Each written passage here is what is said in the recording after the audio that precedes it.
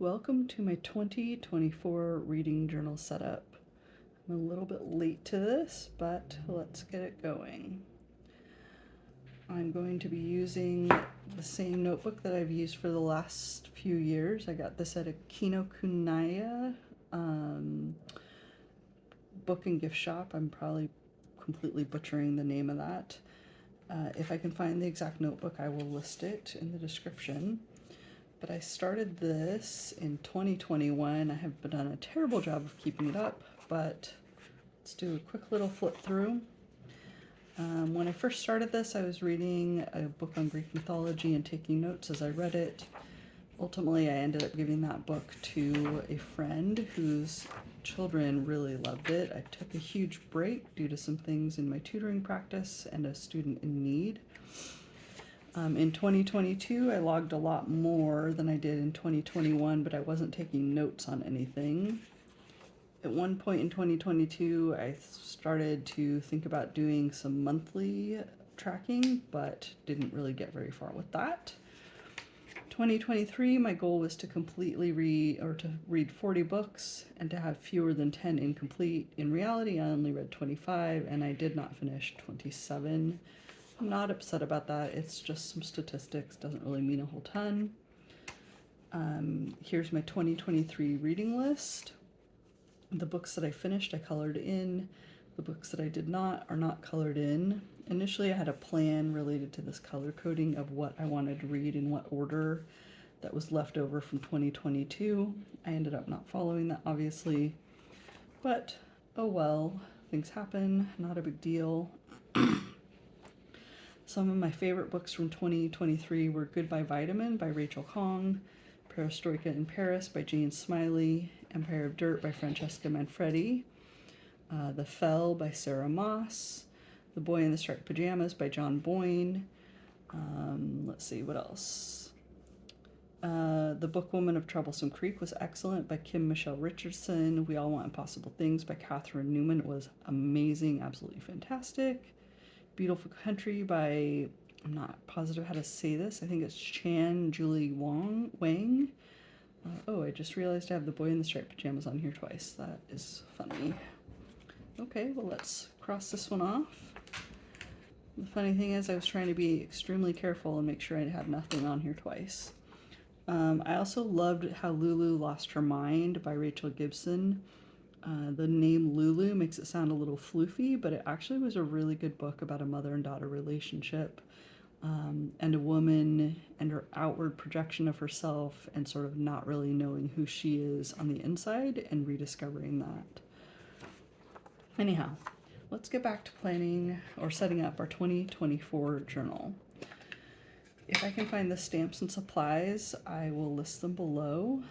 This is from a book that was falling apart, but because it was all book reading related, I thought it would be perfect in this journal. You saw some other pages from the same book as I flipped through, and there's another piece from the same book right here. I just thought it was really cute. And that did not stamp very well at all, so let's start over with a different ink pad. It's really irritating when you think an ink pad is going to be nice and crisp and then it turns out super light. This is looking much more promising. So I think we might just get rid of that old ink pad. This one is Hero Arts Intense Black. Let's see if I can line this up. Much better. Much better. Got a little bit of shadowing because I didn't line it up all that well, but this journal is just for me, so I'm not really that worried about it. I don't recall where these numbers are from. I think they're from Studio Calico. Yes, Studio Calico. If I can find them, I will list them down below. Last time I looked, they were sold out. Hopefully they have them back, though. These big bold letter numbers are among my favorites. I also have a set of really big bold letters that I really like. Okay, 2024, there we go. set that aside. Let's peel these off. We've got our numbers down. I have this little one that says reading list. I think I want to do this. I've only got yellow and black inks out. They sort of became an unintentional color scheme. So the stamp saying reading list, we're going to put it right under the 2024.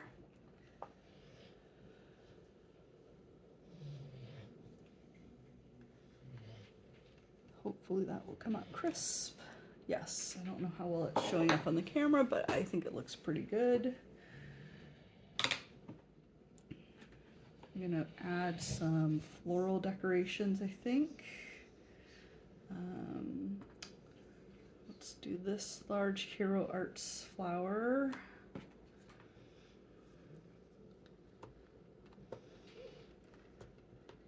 So Hero Arts stamp, Hero Arts ink, and this is Ranger ink.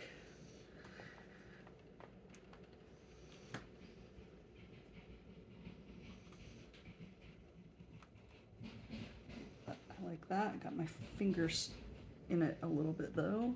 Oh well. And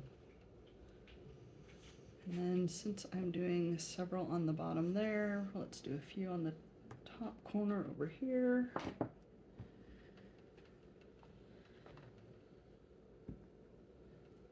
And then let's switch to another stamp, another floral stamp. I'm not sure where this stamp came from. I tend to take my stamps out of the original packaging and then put them in these little binders. And that makes it a little bit harder to keep track of where things are from when people ask.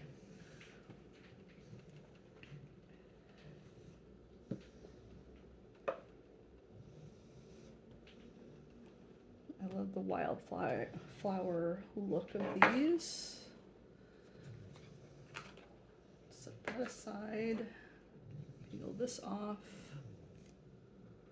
And what else should we put on here? Maybe a little coffee mug. I think we'll do the coffee mug in black. Definitely enjoy a cup of coffee or tea while I'm reading.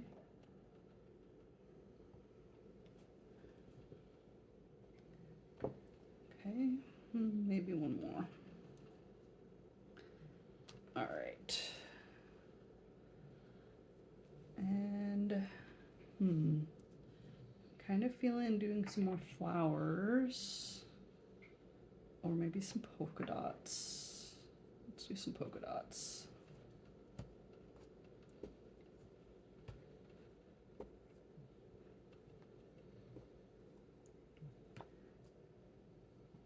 Yeah, I think that's cute. Trying to be careful and not get the edge of the stamp. I should probably cut down the edges a little bit so that they are less likely to be showing up, but oh well. It is what it is, and I'm already stamping this project. I should have re-stamped right there. I don't know why I didn't.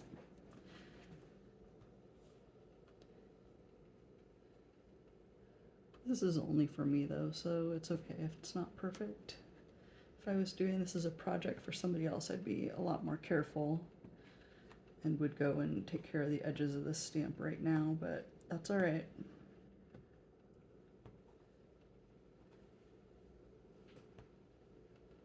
Might as well just continue this across the whole bottom edge since I already did all of this.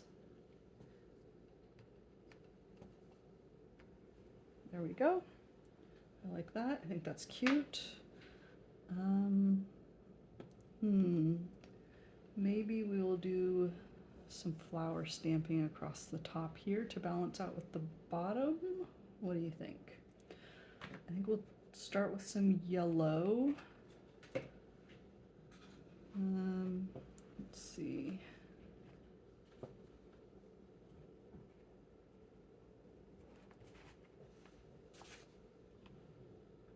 think we'll do that. The stamp is a little bit too big for this, but that's all right. Again, I'm doing this just for me, not for anybody else. I don't need it to be perfect.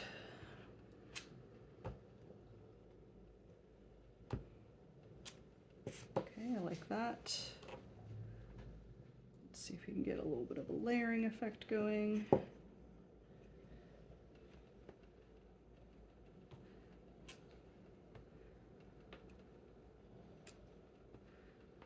Kind of covering up the flowers that I did in this corner, but I guess that's all right. Not a big deal. Okay, let's do this little stamp.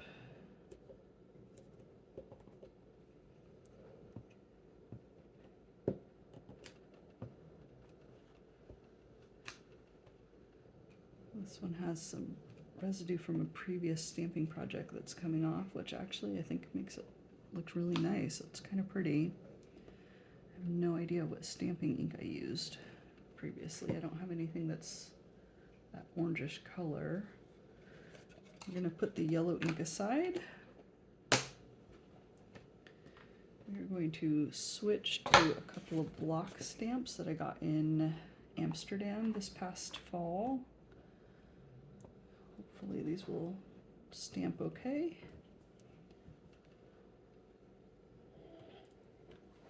Ooh, wow, I really got the edge of that one. But again, these are just for me, so it's not that big of a deal. This is another one where I need to go back in and cut the edges off, or bevel them at least a little bit.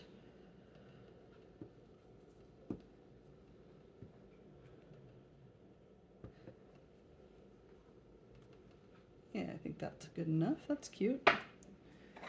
Not my best stamping work, but it's all right. All right, I am not going to set any goals for reading this year. My goal is just to read, and that's it. Okay. So I wrote reading list over here, so I think I'll just start by filling in the 2 books that I've already finished for this year. I wish I could say I'd finished a lot more, but life is just what it is, and sometimes we don't get to read as much as we want to, even if we make a lot of goals and plans. I will list links to a couple of blog posts that I've written about achieving reading goals or reading more in the description. During the pandemic, I think a lot of people struggled to, ooh, gosh, I'm just smudging. A lot of people struggled to read as much as they normally would. And that got me to thinking about why and how to overcome that. And I started writing blog posts about how to read more. The first book I finished was Missing Under the Mistletoe, a flower shop mystery by Kate Collins. It was cute.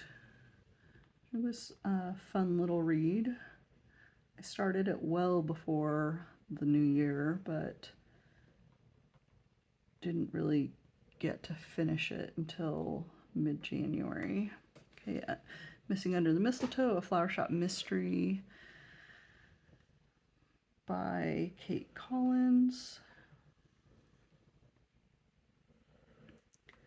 We're going to color in the little box to indicate that I read it, that I completed it. Then we have 7 Empty Houses. This one was excellent. It's short stories by, I think it's pronounced Samantha Schweblin. I could be wrong on the pronunciation. This was an Argentinian author, or is an Argentinian author, and I read her book translated into English while I was in Argentina, which was cool. Each story involves a loss of some form or another. It could be loss of innocence, loss of life, loss of mental capacity, loss of relationships. My mom would have called it an incredibly sad book. I found it very interesting and enjoyable, though. Definitely kept my interest. I had planned to read several more books by Argentinian authors, but to be honest, none of them were holding my interest as much as this one did. All right, we're going to move on to this page, I think. I'm currently reading several books all at once, which I don't know if that is or isn't a good idea. It's something I've done almost my entire life. I'm really enjoying Rememberings by Sinead O'Connor. This is her autobiography, and her music really makes a lot more sense. I've always loved her music and always felt like it made sense, but it really makes sense after you read this book and read about her life and read her thoughts on her music. I'm also reading the fiction novel The Island of Missing Trees by Leaf Shafak. I don't know if I'm saying her name correctly, but she is one of my favorite authors. This is for a book club that I am in, and we'll be discussing this one on Sunday. I'm really enjoying this. It's about, it's about several things, but it centers on a man and woman. He is Greek, she is Turkish, and they were from the island of Cyprus during a time of upheaval and unrest, and were separated and came back together years later, had a child, and it's about relationships, family, questions that are unanswered, identity, so many other things. It's really good. With a tutoring student, I just started The House of the Scorpion by Nancy Farmer. I'm a little too early into it to decide if I like it. My student has to read it for school, though, and I try to always read the books that my students are reading so that I can best guide them when it comes to analysis and writing. Okay, for a peace-related group that I'm in, we're reading If God is Love, Don't Be a Jerk by John Pavlovitz. This is another one where I'm still quite early in it, even though I really should be about halfway done by now. I'm reading this one quite a bit slower than the others. When possible, I will link to the books down in the description.